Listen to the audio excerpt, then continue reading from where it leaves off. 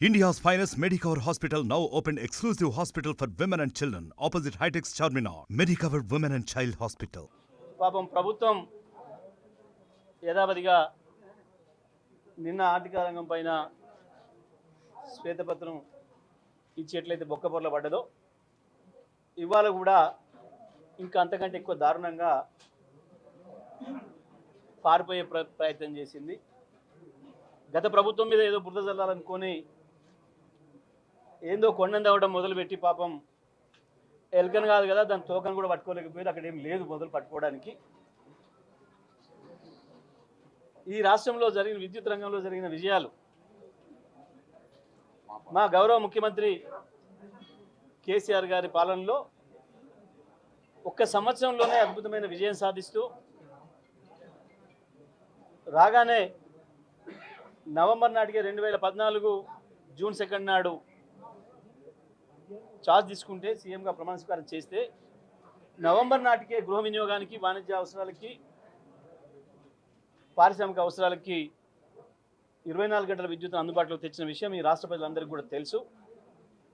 అదేవిధంగా వ్యవసాయ రంగానికి కూడా మొదటి సంవత్సరం వరుసగా 6 గంటలు ఇచ్చే ప్రయత్నం చేసి 2 ఏళ్ళు పూర్తయ్యే నాటికి 9 గంటల విద్యుత్తును అందించిన విషయం ఈ రాష్ట్ర రైతాంగం అందరి మధ్యలో ఉంది. 3 ఏళ్ళు నిండగానే 24 గంటల విద్యుత్తును రైతాంగానికి కూడా అందుబాటులోకి తెచ్చిన విషయం ఈ రాష్ట్ర రైతుల అందరి దృష్టిలో, ఈ రాష్ట్ర ప్రజలందరి దృష్టిలో కూడా ఉన్న విషయం అందరికీ కూడా తెలుసు. మీడియా మిత్రులకు కూడా తెలుసు. ఆనాడు ఏ రకంగా హైదరాబాద్ కావచ్చు, పట్టణాలు కావచ్చు, ఈ సమయం అయితే విద్యుత్ లేకుండా ఎట్లా చీకట్లు ఉండేనో, జనరేటర్ లేకుండా ఏ చిన్న షాప్ కూడా నడవలేని పరిస్థితి ఏముండేనో, ప్రత్యేకించి గ్రామీణ ప్రాంతాల్లో రోజుల తరబడి, వారాల తరబడి విద్యుత్ లేని పరిస్థితి ఏముండేనో ఈ రాష్ట్ర ప్రజలందరికీ కూడా గుర్తుంది. ప్రత్యేకించి రైతాంగం విషయంలో ఎంత గోసపెట్టినాయో ఆనాటి ప్రభుత్వాలు రైతులు ఇంకా మర్చిపోలేదు. నానా కష్టపడి అప్పులు తెచ్చి బోర్లు వేసుకొని విద్యుత్ కనెక్షన్ కొరకు వాళ్ళ చుట్టూ వీళ్ళ చుట్టూ ఎమ్మెల్యే చుట్టూ తిరిగి పైరవులు చేసుకొని విద్యుత్ కనెక్షన్ తెచ్చుకుంటే కనీసం వరుసగా 3 గంటలు ఇవ్వలేని ఆనాటి చేతగాని ప్రభుత్వాన్ని సమర్థించుకుంటూ మేమేదో గొప్పలు చేసినాం అని తప్పించుకునే ప్రయత్నం చేసింది. కానీ అవ్వాల మా తెలంగాణ రైతాంగం చేసిన అప్పుల నుంచి బయటపడడం కొరకు, బోర్లు, కరెంటు కొరకు పుస్తలు అమ్ముకున్న విషయం, బండ్లను అమ్ముకున్న విషయం, చివరికి ఏ పొలంలో అయితే బోర్లు వేసిరో, ఏ భూమిలో బోర్లు వేసిరో ఆ భూమిలోనే కొంత భాగాన్ని అమ్ముకోవలసిన దుస్థితిని ఎదుర్కొన్న విషయం మా రైతాంగం ఏమీ మర్చిపోలేదు. కానీ ఇవాళ ఏందో బుకాయించే ప్రయత్నం చేసి అసెంబ్లీలో ఏందో భయపెట్టిస్తామని, దాని ద్వారా మొత్తం మేమే చేసినాం, అవాళ మేము పెట్టిన షెట్టుకే కాసింది కరెంటు, మీరు వచ్చి అందుకే ఇవ్వగలిగినరు అని చెప్పి ఓ డ్రామా చేసే ప్రయత్నం చేయబోయింది. మేము స్పష్టంగా చెప్పినాం, మీ శ్వేతపత్రంలో ఏముందో గదే మాట్లాడదాం. దాంట్లోనే రాసిండ్రు ఆనాడు 7,700 మెగావాట్ల స్థాపిత సామర్థ్యం ఉంది, ఇవాళ 19,000 చిల్లరకు వచ్చింది అనే విషయాన్ని రాసింది. దాని మీద మాట్లాడితే తెల్లముఖాలు వేస్తున్నారు. ఒక మంత్రికి కోఆర్డినేషన్ లేదు. ఒకరు మాట్లాడుతుంటే ఇంకోరు లేచి ఇంకేదో మాట్లాడబోతున్నారు. వాళ్ళ శాసనసభ్యులతోని మా పైన అసభ్యంగా మాట్లాడించి దాడి చేసే ప్రయత్నం చేస్తూ ఉన్నారు. పాపం ఇంకా మొదలే కాలేదు. ఈ దాడులు, దౌర్జన్యాలతోని ఆపుతామనుకుంటే, మా గొంతు నొక్కుతామనుకుంటే అది తెలివి తక్కువ పని. ఈ ప్రపంచంలో చాలామంది నియంత్రణలు పోయినరు, చాలామందిని చూసినాం. ఏదో మా మీద నియంతృత్వం మాట్లాడినరు. మీ నియంతృత్వం సభలోనే కనబడుతుంది, ప్రజలందరూ చూసి వాళ్ళ రాష్ట్ర ప్రజలందరూ. ఒక ఆయన ఖబర్దార్ అంటాడు, ఒక ఆయన ఇంకో మాట అంటాడు, ఒక ఆయన ఇంకో మాట అంటాడు. శాసనసభలో మాట్లాడకూడని మాటలు, శాసనసభలో లేని వ్యక్తుల గురించి ప్రస్తావించడాలు, ఇవి ఎట్లా చేసిండ్రో ఇవాళ రాష్ట్ర ప్రజలందరూ కూడా చూసిండ్రు. వాస్తవాల నుంచి పారిపోవడానికి, రేపు వచ్చే ప్రజల డిమాండ్ల నుంచి తప్పించుకోవడానికి ఒక సాకును వెతికే ప్రయత్నం చేసుకున్నారు. దాంట్లో కూడా విఫలమైంది.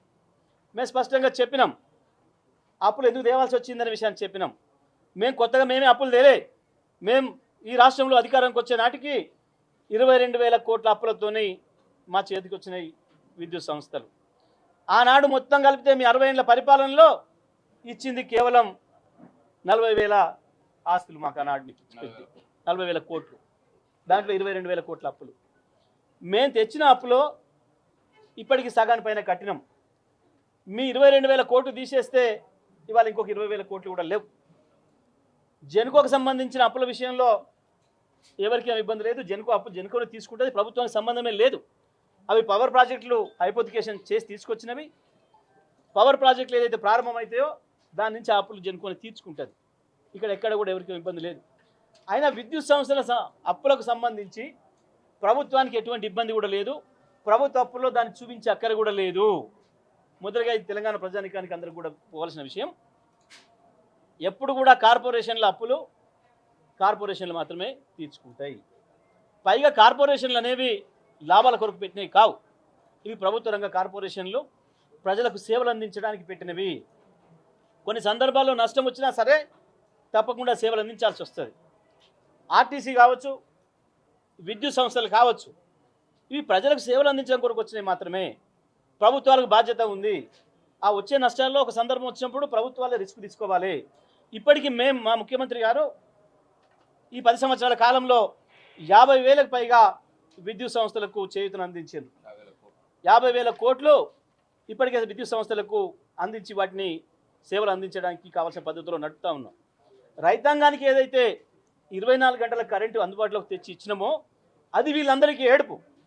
ఎందుకంటే వీళ్ళు మిగతా రాష్ట్రాలలో 3 గంటలకు ఎక్కువ కరెంట్ ఇవ్వలేకపోతున్నారు అనే విషయాన్ని స్పష్టంగా అక్కడ ప్రజానికం చెప్తున్నారు. కర్ణాటకలో మొదలైంది. రాజస్థాన్లో మీరు గొప్పగా వెళ్ళిన రాజస్థాన్ ఇవాళ కేవలం నీతి ఆయోగ్ ఇచ్చిన సర్టిఫికేట్లో 1.7 మార్కులు పొందింది. ఒక తెలంగాణనే అన్ని రంగాల విద్యుత్ వినియోగదారులకు నాణ్యమైన విద్యుత్తును అందిస్తున్న దానికి 100కు 100 పాయింట్లు సాధించింది ఒక తెలంగాణ రాష్ట్రమే. రైతాంగానికి కూడా వ్యవసాయ రంగానికి కూడా పూర్తి స్థాయిలో విద్యుత్తును అందించిన రాష్ట్రంగా 100 పాయింట్లు సాధించింది తెలంగాణ రాష్ట్రమే. ఇవాళ కాంగ్రెస్ ఏలుబడిలో ఉన్న ఏ ఒక్క రాష్ట్రంలో కూడా లేదు. వాళ్ళ కొంచెమన్నా సిగ్గు ఎగ్గు లేకుండా మాట్లాడుతున్నారు. ఈ దేశాన్ని 50 ఏళ్ళ పైగా వెళ్ళిన వాళ్ళు ఈ దేశంలో ఏ రాష్ట్రంలో కూడా ఇవాళ 6-7 గంటలకు మించి రైతాంగానికి విద్యుత్తుని ఇస్తున్న సందర్భం లేదు. గొప్పగా మేము పెట్టిన ప్రాజెక్టుల వల్లనే వచ్చింది మీకు అని మాట్లాడుతున్నారు. మా ప్లానింగ్ ఇది, మా యూపీఏ ప్లానింగ్ అని మాట్లాడుతున్నారు. నీ యూపీఏ ప్లానింగే అయితే సమైక్య రాష్ట్రంలో ఉన్ననాడే మీరు యూపీఏ ప్లానింగ్ చేసింది అయితే ఎందుకు పక్క రాష్ట్రంలో రావట్లేదు? ఎందుకు పక్క రాష్ట్రంలో ఇంకా రైతాంగానికి 6-7 గంటల మించి కరెంట్ ఇవ్వలేకపోతున్నారు? మీ యూపీఏ హయాంలోనే చేసింది అయితే ఎందుకు కర్ణాటకలో ఇవాళ ప్రజలతో చెప్పుదెబ్బలు తింటున్నారు రైతులతోని? ఎందుకు రాజస్థాన్లో ఇవ్వలేకపోయినరు? ఎందుకు మహారాష్ట్రలో మీరు అతి ఎక్కువ కాలం వెళ్ళింది మీరే, నిన్నడాక మీరే ఉన్నారు. రోజుకు 3 నుంచి 5 రైతు ఆత్మహత్యలు జరుగుతున్నాయి. ఎందుకు మహారాష్ట్రలో కూడా కరెంట్ 6-5 గంటలు ఇవ్వలేకపోతున్నారు? దీనికి సమాధానం వెతుకోవాల్సిన పరిస్థితిలో ఉంది వాళ్ళ కాంగ్రెస్. ప్రాజెక్టులకు సంబంధించి పాపం ఏందో అబద్ధాలు చెప్పబోయినారు. శ్వేతపత్రంలో రాస్తే బాగుండదు అబద్ధం అని చెప్పేమో దొరుకుతామని రాయలేదు. కానీ మాట్లాడేటప్పుడు అబద్ధాలు చెప్పి ప్రజలకు చెప్పిందే చెప్పి ఆ గోబెల్స్ను మించే పద్ధతుల్లో ప్రయత్నం చేయబోయినారు. మేము వచ్చినాక మేమే ప్రారంభం చేసిపోయినాం. ఏం ప్రారంభం చేసిండ్రు? కాగితం మీద చేసిండ్రు. కేటీపీఎస్ను మేమే ప్రారంభం చేసినాం, మేమే పూర్తి చేసినాం. రికార్డ్ టైంలో భారతదేశంలో కేవలం 48 నెలల్లోనే నిర్మించబడిన ఏకైక మొట్టమొదటి పవర్ ప్లాంట్ 800 మెగావాట్ల పవర్ ప్లాంట్ మేమే చేసినాం. అందులో సందేహం లేదు. కేటీపీఎస్ది. కేటీపీపీలో కూడా వాళ్ళు ప్రారంభం చేసి కేవలం 30% మాత్రమే పనిచేసి వదిలేసిపోతే మేము వచ్చి దాన్ని సాధ్యమైతే తొందరగా పూర్తి చేయాలని చెప్పి ప్రెజర్ పెట్టి పూర్తి చేసుకుని దాన్ని అందుబాటులో తెచ్చుకున్నాం. సింగరేణి ద్వారా చేసిన ప్లాంట్కి కూడా కేవలం ప్రారంభం చేసిపోతే దాన్ని కూడా మేమే పూర్తి చేసుకున్నాం, మేమే అందుబాటులోకి తెచ్చుకున్నాం. అబద్ధాలు చెప్పి ఏదో చేద్దామని చెప్పి ప్రయత్నం చేసిండ్రు. వాళ్ళ లెక్క ప్రకారమే 7,700 ఆనాడు ఉంటే 19,000 పైన ఈనాడు ఉంది అంటే దాని అర్థం కేవలం కేసీఆర్ నాయకత్వంలో ఉన్న తెలంగాణ ప్రభుత్వం సాధించిన విజయం తప్ప ఇది ఇంకోటి కాదు. దీని నుంచి తప్పించుకునే ప్రయత్నం, అప్పులున్నాయని చెప్పి తప్పించుకునే ప్రయత్నం. అప్పులు ఈ రాష్ట్రంలో ఉండే, ఈ దేశంలో ఉండే ప్రతి కార్పొరేషన్కి అప్పులు ఉన్నాయి. ఈ దేశంలో ఉన్న అన్ని ప్రభుత్వాలకు, రాష్ట్ర ప్రభుత్వాలతో సహా కేంద్ర ప్రభుత్వాలకు అప్పులు ఉన్నాయి. అన్ని విద్యుత్ సంస్థలకు అప్పులు ఉన్నాయి. వాళ్ళ రాజస్థాన్కి ఇంకా 89,000 కోట్ల అప్పులు ఉన్నాయి. అంతకంటే ఎక్కువ లోటు ఉంది. నష్టాలు 89,000 కోట్ల నష్టాల్లో ఉంది. వాళ్ళ కర్ణాటక నష్టాల్లో ఉంది. అన్ని రాష్ట్రాలలో ఉండే డిస్కంలు నష్టాలు ఉన్నమాట వాస్తవం, అందులో సందేహమే లేదు. ఎందుకంటే ప్రజలకు విద్యుత్తును అందించేటప్పుడు క్రాస్ సబ్సిడీలు ఇస్తారు కాబట్టి సహజంగానే కొంత లోటు ఉంటుంది. ఎప్పుడైనా సరే దాన్ని ప్రభుత్వాలే ఏదో రకంగా పూడుస్తాయి, ప్రభుత్వాలే వాటిని ముందు నడిపే ప్రయత్నం చేస్తాయి. ప్రభుత్వ రంగ సంస్థలే కాబట్టి ప్రజలకు సేవలు అందించడం కొరకు మాత్రమే ఉన్నాయి కాబట్టి తప్పకుండా చెయ్యాలి. ఆ విషయం స్పష్టంగా చెప్పినాం మేము. 2014లో మీరున్న నాడు ఆనాటికి మాకు ఇచ్చే నాటికి విద్యుత్ అందుబాటులో ఉన్న సరఫరా పంపిణీ చేయలేని పరిస్థితిలో ఉన్నారు. 2005, 6, 7లలో నాగార్జున సాగర్ శ్రీశైలంలో పూర్తి స్థాయిలో ఉత్పత్తి వచ్చినాడు కూడా మీరు 3 గంటల స్పెల్లే ఇచ్చారు తప్ప రైతాంగానికి 6 గంటలు ఇవ్వలేదు. ఎందుకు ఇవ్వలేదు అని చెప్పి మేము ఆ రోజు అధికారులను పిలిచి అడిగినప్పుడు వాళ్ళు స్పష్టంగా చెప్పిండ్రు, సార్ మనకు డిస్ట్రిబ్యూషన్ వ్యవస్థ లేదు, ట్రాన్స్మిషన్ వ్యవస్థ లేదు, ఒకవేళ ఇవాళ విద్యుత్ అందుబాటులోకి వచ్చినా అవి లేవు కాబట్టి ఇవ్వలేము అనే మాట స్పష్టంగా చెప్పిండ్రు. దానిపైనే మొట్టమొదటిగా కేసీఆర్ గారు దృష్టి పెట్టి వెంటనే ఆ రెండింటిని కూడా పూర్తి స్థాయిలో అభివృద్ధి చేయండి, మనం వచ్చే 5 ఏళ్లలో 15,000 మెగావాట్లకు పోవాలి, వచ్చే 10 ఏళ్లలో 24,000 మెగావాట్లకు దాటాలి, ఆ స్థాయి డిమాండ్ వచ్చినా సరే సరఫరాకు ఎక్కడ ఇబ్బంది కావద్దు, పంపిణీకి ఎక్కడ ఇబ్బంది కావద్దు, ట్రాన్స్మిషన్ డిస్ట్రిబ్యూషన్ సిస్టమ్లను స్ట్రెంథెన్ చేయండి అని చెప్పి వారి ఇచ్చిన ఆదేశాల మేరకు వెంటనే ఆ రోజుకి అప్పులు ఉన్నాయి ఆ సంస్థలకు. కాబట్టి మళ్ళీ అయినా అప్పు తీసుకొచ్చి పూర్తి చేయాలి తప్ప పైసలు వచ్చిందాడే ఏందో చేస్తామనుకుంటే ఎప్పటికీ రావు. ఆ రోజు విద్యుత్ సప్లై చేయలేకపోతే డబ్బులు రావు ప్రజల నుంచి. విద్యుత్ సప్లై చేస్తేనే వినియోగదారుల నుంచి డబ్బులు వస్తాయి. మరి విద్యుత్ సప్లై చేయాలి అంటే దానికి సరిపోయే ట్రాన్స్మిషన్ సిస్టమ్, డిస్ట్రిబ్యూషన్ సిస్టమ్ ఉండాలి మొదలు. అందుకే మొట్టమొదటి వాటిపైన దృష్టి పెట్టి 40,000 కోట్ల రూపాయలతోని ఇవాళ డిస్ట్రిబ్యూటరీ అండ్ ట్రాన్స్మిషన్ సిస్టమ్లను పూర్తి స్థాయిలో అభివృద్ధి చేసినాం. తెచ్చిన అప్పులను కూడా ఇప్పటికి సగం పైగా చెల్లించినాం. ఆస్తులు మాత్రం నిలబడిపోయినాయి. ఆస్తులు ఇవాళ పెరిగినాయి, బ్రహ్మాండంగా పెరిగినాయి. దాంట్లో అప్పులను కూడా కొంత తీర్చడం కూడా జరిగింది. వాళ్ళు చేసిన అప్పు తీసేస్తే ఇవాళ మేము మా ప్రభుత్వం వచ్చిన తర్వాత సంస్థలు చేసిన అప్పు కూడా పెద్ద లెక్క కాదు, అది దాంతో సమానంగానే ఉంది తప్ప ఇంకోటి కాదు. ఇది స్పష్టంగా కనబడుతుంది. జెన్కో ద్వారా కూడా ప్రభుత్వ రంగంలోనే ఉత్పత్తి చేయాలి. ప్రైవేట్ రంగంలో మనం కొంటున్నప్పుడు కొన్ని సందర్భాలలో పీక్ అవర్స్లో వాళ్ళు ధర ఎక్కువ పెడుతున్నారు, 10-15 రూపాయలు అంటున్నారు, 20 రూపాయలు అంటున్నారు. కేంద్ర ప్రభుత్వ సంస్థలు కూడా మనకి ఇవ్వాల్సిన విద్యుత్ విషయంలో మనం ఎప్పుడైనా అదనంగా అడిగితే 10 రూపాయలు, 15 రూపాయలు డిమాండ్ చేస్తున్నారు. ఇటువంటి పరిస్థితులలో ప్రైవేట్ వాళ్ళ మీద ఆధారపడకుండా ఎక్కువగా మనం కొంత ఉత్పత్తి చేసుకోవాలని చెప్పి కేసీఆర్ గారు మన జెన్కో ద్వారానే ఉత్పత్తి చేయాలని చెప్పి నిర్ణయం తీసుకొని పారదర్శకంగా కేవలం ప్రభుత్వం నుంచి ప్రభుత్వానికి జరగాలి తప్ప ప్రైవేట్ వాళ్ళకు కాంట్రాక్టర్లకు ఇవ్వద్దు అని చెప్పి మరి భారతదేశంలో అత్యంత గొప్ప సంస్థగా ఉన్న BHEL సంస్థకి ఎస్టిమేషన్ కాస్ట్లో ఆ రోజు ఒప్పందం చేసుకొని ఇవ్వడం జరిగింది. ఇవాళ దాంట్లో ఏందో కోడిగుడ్డు మీద ఈకలు వెతుకుతాం అని చెప్పి ఏదో ప్రయత్నం చేస్తూ ఉన్నారు. ఈకలు పీకలేరు కోడిగుడ్డు మీద. ఎందుకంటే మేము చాలా స్పష్టంగా పారదర్శకంగా ప్రభుత్వ రంగ సంస్థకు మాత్రమే ఇచ్చినాం. మీలాగా ప్రైవేట్ వాళ్ళకి కట్టబెట్టి దోసుకోవడానికి మాకు ఎప్పుడు కూడా అటువంటి ఆలోచన లేదు. ఆ రోజు మాతో పాటు ఇచ్చిన మిగతా రాష్ట్రాలలో ఏం జరిగిందో అందరికి కూడా తెలుసు. ఆ రోజు వీళ్ళు చర్చలలో ఉన్నారు, అసెంబ్లీలోనే ఉన్నారు, చర్చ చేసిండ్రు. వీరందరూ కూడా ఆ రోజు మెచ్చుకున్నారు.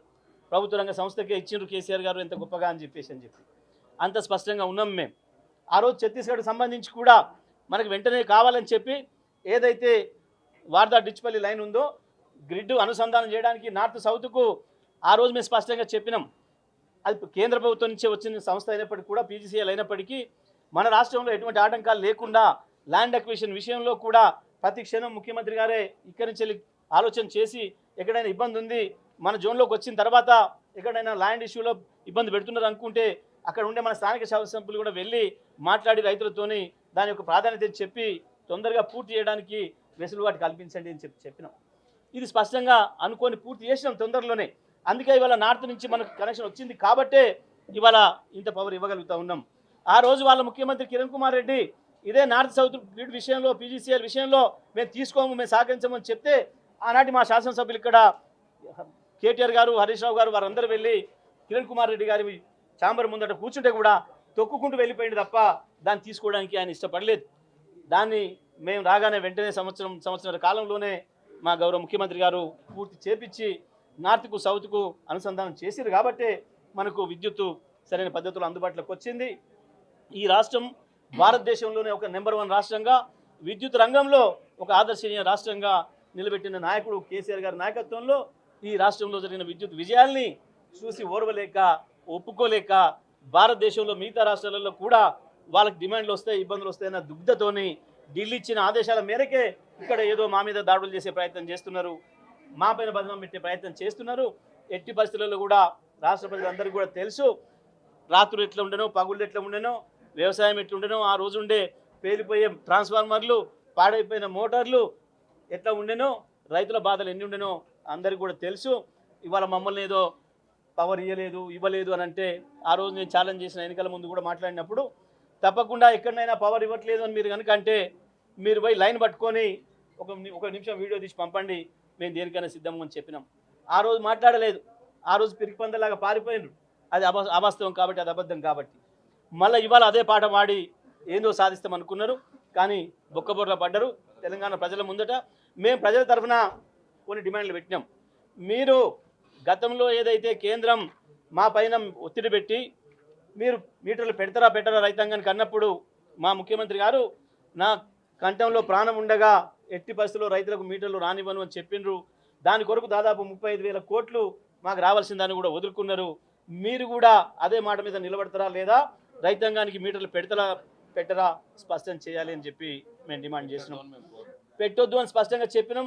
అదే పద్ధతి మేము చేసిన పద్ధతినే కొనసాగించాలని చెప్పి కూడా మేము దానిపైన వివరణ ఇవ్వాలంటే పారిపోయినరు, తప్పించుకున్నారు, దాని మీద మాట్లాడలేదు. అదేవిధంగా వాళ్ళు ఏదైతే మొన్న గ్యారంటీలలో ఇచ్చి 200 యూనిట్లు మొత్తం తెల్ల రేషన్ కార్డులు ఉన్న అందరికి కూడా ఉచితంగా ఇస్తామని చెప్పిండ్రు. మరి అది ఎప్పుడు అమలు చేస్తారు? తప్పకుండా దాన్ని వెంటనే ప్రారంభించాలి. దానిపైన కూడా మీరు ఏ డేట్లో ఇస్తారో చెప్పాలని చెప్పి అడిగినాం. దాంతోపాటు మేము ఏదైతే టారిఫ్ రివిజన్ చేయకుండా ప్రజలపై భారం పడకుండా ఎట్లనైతే నడిపినామో అదే పద్ధతుల్లో టారిఫ్ రివిజన్ చేయొద్దు, ధరలు పెంచి ప్రజలపైన భారం వేయొద్దు అని చెప్పి మేము అది కూడా డిమాండ్ చేసినాం. దానిపైన కూడా వారు సమాధానం చెప్పలేదు. 24 గంటలు రైతాంగానికి మేము ఇచ్చిన పద్ధతుల్లోనే ఇవ్వాలి అని చెప్పి కూడా మేము అడిగినాం. దాని మీద కూడా సమాధానం చెప్పలే. ప్రభుత్వం పిరికి పందలాగా పారిపోయింది. కేవలం వాళ్ళు మాత్రమే మాట్లాడి మాట్లాడే అవకాశం ఇవ్వకుండా మా గొంతునెక్కే ప్రయత్నం చేసింది. అయినప్పటికీ కూడా మేము ఎంత చేయాలంత ప్రయత్నం చేసినాం. ఈ రాష్ట్ర ప్రజలందరూ కూడా ఈ విషయాలన్నింటినీ కూడా గమనించాలని, ప్రత్యేకించి రైతాంగం పైన జరుగుతున్న కుట్ర ఏదైతే ఉందో, ఈ ప్రభుత్వం పారిపోవడానికి ఏదైతే ప్రయత్నం చేస్తుందో, ఇచ్చిన హామీ నుంచి తప్పించుకోవడానికి ఏదైతే ప్రయత్నం చేస్తుందో, దీని విషయంలో తెలంగాణ ప్రజలందరూ కూడా జాగ్రత్తగా ఉండాలని చెప్పి కూడా మేము కోరుతా ఉన్నాం.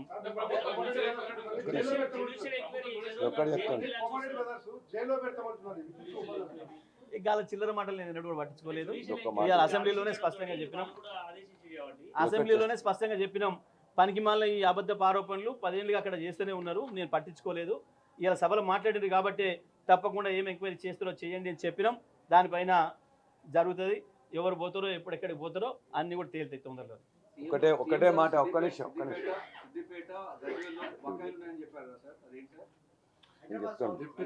దాని మీద మళ్ళీ తప్పించుకున్నారు, దాని మీద మళ్ళీ మాట మార్చి తప్పించుకున్నారు. అది పూర్తిగా అబద్ధం అనే విషయం తేలిపోయింది స్పష్టంగా.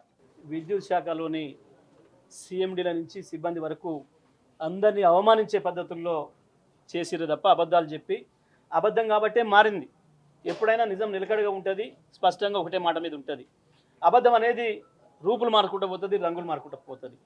ఇవాళ అదే ప్రయత్నం చేసిరు. నిన్నటికి ఇవాళకి తేడా, మొన్నటికి ఇవాళకి తేడా రోజు రోజుకు మారుతుంది అంటే దాని అర్థం అంతమించి ఏం లేదు. వాస్తవానికి శ్రీశైలం విషయంలో కూడా పూర్తిగా అబద్ధం మాట్లాడి ముఖ్యమంత్రి గారు మళ్ళీ మేము మాట్లాడడానికి ప్రయత్నం చేస్తే మాకు అవకాశం ఇవ్వకుండా ఇద్దరు ముఖ్యమంత్రి ఉప ముఖ్యమంత్రి 3 గంటలు మాట్లాడి మళ్ళీ మేము మాట్లాడుతున్న సందర్భంలో మైక్ కట్ చేయించడం, లేచి అభ్యంతరం చెప్పడం.